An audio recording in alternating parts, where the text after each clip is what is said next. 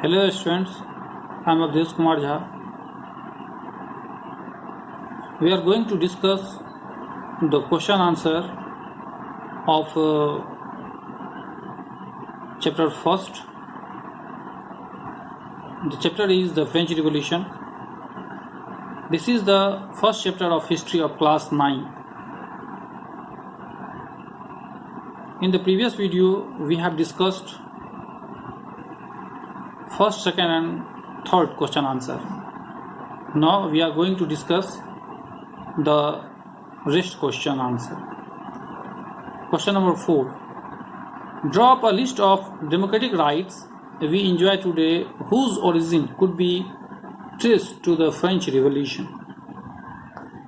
The answer is some of the democratic rights which we enjoy today whose origin could be traced to the French Revolution are given in the Indian Constitution. They are right to equality, right to liberty or freedom, encouraging the spirits of fraternity, inspiring the spirit of democracy. First, right to equality. The right to equality has its origin in the French Revolution. In the Indian Constitution, right to equality means equality before law, prohibition of discriminations, and equality of opportunity in matters of employment. Second, right to liberty or freedom. The origin of this right can also be traced in the French Revolution. In the preamble to the Indian Constitution, right to liberty or freedom means freedom of thoughts, expression, belief, faith, and worship. Third, encouraging the spirit of fraternity. The French Revolution introduced the growth of the spirit of fraternity and social welfare.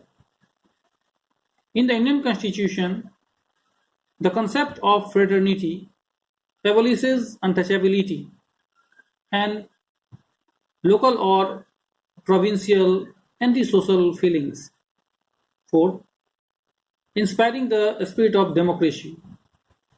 The French Revolution inspired the spirit of democracy, which ensured many rights, such as rights against exploitation, right to life, right to vote, etc., which we are enjoying today.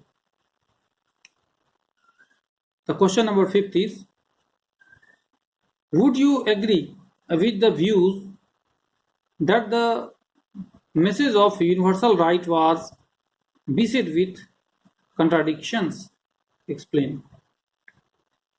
Answer is yes. I agree that the message of universal rights was beset with contradictions. Many ideals in the Declaration of Rights of Men and Citizens were not clear in their meaning.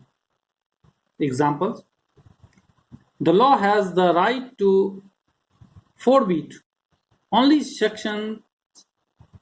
actions injurious to society, did not mention about criminal offense against individuals. Second, the declaration stated that law in the expression of the general will. All citizens have the right to participate in its formation. All citizens are equal before it. Although France became a constitutional monarchy, millions of citizens were still not allowed to vote at all. It means men under 25 years and women were not allowed to vote.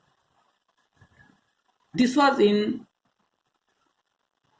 a striking contrast to the ideals that the revolution supported.